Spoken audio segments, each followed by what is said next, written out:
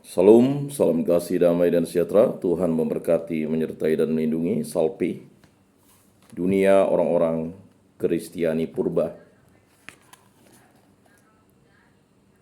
Saudara-saudari yang terkasih dalam Yesus Kristus, mari kita mengenal negeri-negeri kuno di sekeliling Laut Tengah. Disitulah jemaah-jemaah Kristiani pertama dibangun. Kawasan itu disebut dunia Yunani Romawi. Mengenal baik ranah kebudayaan ini sangat bermanfaat. Pengenalan ini tidak hanya akan memberikan terang kepada studi kita tentang kisah para rasul dan surat-surat Santo Paulus, tapi juga akan membantu kita untuk membaca Injil dengan lebih mendalam. Sebab Injil-Injil tidak ditulis dengan pikiran tertuju kepada orang-orang Yahudi Palestina. Ya, memang Yesus berbicara kepada orang-orang Galilea dan orang banyak di Yerusalem. Para pendengarnya adalah orang-orang Yahudi Palestina. Lain halnya dengan Injil-Injil. Injil-Injil berbicara kepada kalangan orang yang lain. Orang-orang Helenis yang tinggal di kota-kota kecil dan kota-kota besar di kawasan Laut Tengah. Maka kita lebih terperinci lagi orang-orang yang bagaimanakah orang-orang Helenis ini. Di sini kita akan melihat negeri-negeri yang mereka diami dan bertanya, mengapa mengetahui khalayak pendengar ini sangat penting untuk memahami Injil-Injil. Kemaharajaan Yunani Romawi. Palestina, negeri tempat Yesus hidup dan bekerja, hanyalah sebuah negeri yang kecil. Pada tahun 63 sebelum Masehi, Jenderal Romawi Pompeius merebut Yerusalem dan menyatukannya dengan provinsi Syria dalam kemaharajaan itu. Dengan demikian, Palestina menjadi bagian kecil dari apa yang dikenal sebagai kemaharajaan Yunani Romawi. Romawi karena ada di bawah kekuasaan militer Roma. Yunani karena daerah itu diresapi oleh kebudayaan Yunani. Kekuasaan Romawi. Dalam abad pertama sesudah Masehi, kemaharajaan itu meliputi semua negeri di sekeliling Laut Tengah. Maharaja Augustus 27 sebelum Masehi sampai 14 Masehi telah menciptakan perdamaian dan tertib hukum di mana-mana. Kekuatan politik dan militer Roma mempersatukan dan menundukkan semua kerajaan kecil, negara dan republik yang merupakan provinsi kerajaan, mempersatukan dan menundukkan semua kerajaan kecil, negara dan republik yang merupakan provinsi-provinsinya. Di tiap provinsi ini Maharaja Roma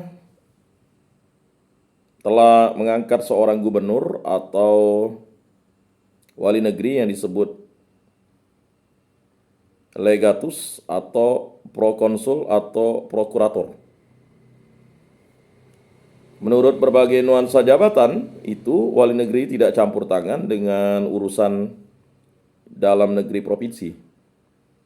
Urusan dalam negeri pada umumnya diserahkan kepada bangsa taklukan sendiri. Tugas wali negeri meliputi tata tertib umum, pemungkutan pajak-pajak kemaharajaan, pemeliharaan bala pasukan pendudukan, pemberian keputusan hidup atau mati. Kebudayaan Yunani. Roma tentu saja merupakan pusat urat saraf kemaharajaan, akan tetapi Roma tidak dapat menyebut diri jantung kebudayaan kemaharajaan. Kota-kota besar Yunani lah dengan rekornya di bidang-bidang seni, ilmu, filsafat, dan sastra yang mengembangkan pengaruh terbesar di dalam dunia kebudayaan. Seperti halnya kekuatan politik Roma mempersatukan kemaharajaan. Demikian juga kebudayaan Helenistis ini telah menundukkan dan meresapi semua provinsi yang beradab. Bahkan di Roma, bahasa Yunani adalah bahasa orang-orang cendekiawan. Guru-guru didatangkan dari Yunani, biasanya mereka budak. Seni-seni Yunani, seni bangunan, seni pahat, seni sastra, dan sebagainya. Ditiru dan dikembangkan lebih lanjut. Demikian juga ilmu-ilmu Yunani, astronomi, matematika, filsafat, bahasa internasional bukan bahasa Latin, tetapi sejenis bahasa Yunani rakyat yang disebut koine. Dalam bahasa inilah seluruh perjanjian baru telah sampai kepada kita. Berkuasanya kebudayaan Yunani telah mulai dengan Alexander Agung, Raja Makedonia. Pasukan-pasukannya menaklukkan Asia Minor, Turki sekarang ini, Kemaharajan Persia, Libanon, Syria, Irak, dan Iran sekarang ini, Palestina, dan Mesir. Ketika Alexander meninggal pada tahun 333 sebelum Masehi, Kemaharajaan Yunani pecah menjadi dua kerajaan di bawah pemerintahan dua orang jenderal Alexander. Ptolemeus menguasai Mesir dan wangsanya. Raja Ptolemeus mendirikan ibu kotanya di Alexandria. Seleukos dan wangsanya, raja-raja Seleukos, memerintah kerajaan yang lain yang bernama Syria dari Antioquia. Selama 300 tahun sampai mereka dikalahkan oleh orang-orang Romawi, orang-orang Yunani menguasai Timur Tengah. Kebudayaan Yunani yang mereka bawa telah merupakan kebudayaan yang dominan. Bahkan sesudah orang-orang Romawi menundukkan mereka di bawah kekuasaan politik Roma. Orang-orang Yahudi diaspora. Terdapat jaringan lain yang meliputi negeri-negeri Yunani Romawi, jaringan hubungan yang sangat membantu penyebaran agama Kristiani. Sejak masa pembangunan di Babilonia dan pasti sejak masa pengejaran-pengejaran oleh orang-orang Syria, banyak orang Yahudi telah menetap di kota-kota di Asia Minor, Yunani, Italia, Mesir, dan Afrika. Orang-orang Yahudi ini telah menjalankan ibadat-ibadat keagamaan mereka dan berpegang teguh pada kepercayaan-kepercayaan agama mereka. Dan dengan demikian membentuk jemaah-jemaah kecil atau sel-sel di dalam dunia, orang yang tidak mengenal Allah. Orang-orang Yahudi yang menetap di luar Palestina merupakan sebutan orang-orang diaspora. Saudara-saudari yang terkasih, jemaah-jemaah Yahudi dapat ditemukan di semua kota besar. Arti penting mereka dapat diukur dengan statistik sederhana.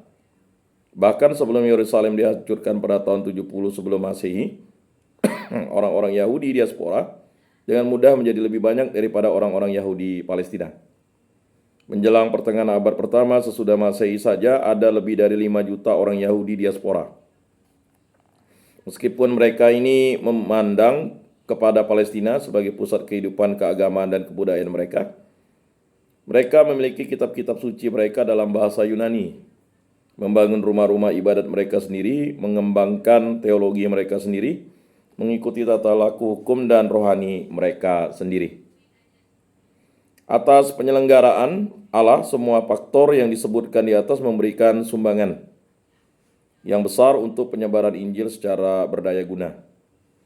Kekuasaan Roma menjamin stabilitas politik yang meningkatkan komunikasi yang cepat. Kebudayaan Helenistik akan menjadi dasar landasan bagi ajaran Kristus untuk dapat dipahami dan diterima dengan mudah. Jemaah-jemaah Yahudi di diaspora berfungsi sebagai batu berpijak ke kota-kota dunia kafir. Injil sampai di Yunani. Jantung kebudayaan Helenistik terletak di Yunani. Paulus, Rasul Agung untuk orang-orang Helenis itu menyadari bahwa cepat atau lambat amanat Injil harus dibawa ke Yunani. Ketika ia bermimpi bahwa seorang Yunani meminta dengan sangat kepadanya, "Datanglah dan bantulah kami," Paulus segera berangkat berlayar dari Troas di Asia Minor ke Neapolis di provinsi Yunani Makedonia. Hubungan-hubungan pertama Paulus dengan Yunani hanya sebagian saja berhasil. Ia mendirikan sebuah jemaah kecil di Filipi, tetapi tidak lama kemudian ia dan kawan-kawannya ditangkap dan dipaksa meninggalkan kota. Hal yang sama terjadi di Tesalonika, ibu kota Makedonia dan kota yang terletak di dekatnya Berea. Paulus berusaha berwarta di Athena, tetapi tanggapan yang diterimanya tidak berarti. Hanya di Korintuslah ia memberikan pengaruh yang besar dan hal ini pasti mengembirakan hati Paulus. Korintus adalah pusat perdagangan yang terbesar di Yunani. Di kota ini jalan-jalan darat dan laut bertemu. Banyak sekali informasi yang kita miliki tentang Korintus kuno. Informasi ini kita peroleh dari penggalian-penggalian arkeologis dan dari banyak sekali perian yang terdapat dalam naskah-naskah Yunani dan Latin. Pada tahun 146 sebelum Masehi, Korintus telah dihancurkan sama sekali oleh Roma. Kaisar pada tahun 44 sebelum Masehi memerintahkan agar kota Korintus dibangun kembali sebagai koloni Romawi. Tidak lama kemudian kota ini kembali gemilang seperti semula. Sebabnya jelas Korintus memiliki keuntungan-keuntungan unik karena letaknya. Bepergian di Yunani tidaklah mudah karena semua provinsia bergunung-gunung curam. Angkutan menggunakan jalan laut, tetapi di sini pun ada masalah-masalah. Kapal-kapal yang mencoba berlayar di sekeliling bagian Yunani sebelah selatan menghadapi perjalanan yang berbahaya sepanjang 50 mil karena laut dangkal dan karang-karang terjal. Suatu pemberian alam yang istimewa rupanya memberikan jawaban. Laut Aegea, laut di antara Yunani dan Asia Minor, terpisah dari laut Adriatik, laut yang berhadapan dengan Italia, oleh tanah genting kecil yang disebut Isthmus yang terletak tepat di sebelah utara Korintus. Dengan melintasi tanah genting yang lebarnya hanya 6 mil, orang dapat menghindari perjalanan laut yang berbahaya sepanjang pantai Peloponnesos atau Peloponnesos. Selama berabad-abad, orang Yunani telah merencanakan penggalian kanal yang akan menggabungkan kedua laut itu. Rencana itu tidak pernah terwujud. Sebagai ganti, dua penghubung yang lain disediakan. Sebuah jalan keras dibangun dengan sebutan Diolkos. Melalui jalan ini, kapal-kapal kecil dapat diangkut dari laut yang satu ke laut yang lain. Kapal-kapal kecil ini dinaikkan di atas panggung-panggung kayu yang berdiri pada roda-roda berbentuk silinder. Roda-roda ini kemudian ditarik oleh lembu-lembu ke pantai yang lain. Karena angkutan ini tidak dapat bersimpangan pada jalan yang sempit itu, maka ada tanda-tanda yang memastikan bahwa jalan hanya digunakan satu arah setiap kali. Penghubung yang lebih sederhana lagi, para penumpang dan barang-barang muatan diturunkan pada pelabuhan yang satu, diangkut melalui darat ke pelabuhan pada pantai yang lain, dan kemudian dinaikkan ke kapal yang lain. Korintus menguasai kedua pelabuhan itu, Konkrea pada pantai laut Aegea, Leacea Eum pada pantai laut Adriatik. Jalan yang menghubungkan kedua pelabuhan itu melintasi Korintus. Oleh karenanya tersedia kesempatan kerja dan dagang yang tak terbatas jumlahnya. Pajak transit selalu mengalir ke kota itu. Dan seakan-akan ini belum cukup, tanah di sekeliling Korintus memberikan hasil bumi yang baik. Kota Korintus terkenal di seluruh dunia karena bejana-bejana perunggu yang dihasilkannya. Banyak orang Romawi menilai tinggi bejana-bejana dari Korintus itu sebagai kasana seni mereka yang terbesar. Selain itu, satu kali setiap 2 tahun, para atlet dari seluruh Yunani datang bertemu untuk bertanding dalam pesta Sukan Ismio yang diadakan tidak jauh dari Korintus. Di kota ini tersedia makanan, tumpangan, dan hiburan. Kuil Aphrodite-nya tersohor memberikan pekerjaan kepada 1000 WTS kuil. Dengan demikian, Korintus tidak hanya merupakan persimpangan jalan yang alami untuk seluruh Yunani, tetapi juga merupakan pusat perdagangan dan kesukaan yang terbesar di seluruh Yunani. Penulis dari abad kedua, Aelius Aristides, memuji Korintus karena perannya sentral ini. Korintus seperti jalan dan lintasan untuk seluruh bangsa manusia.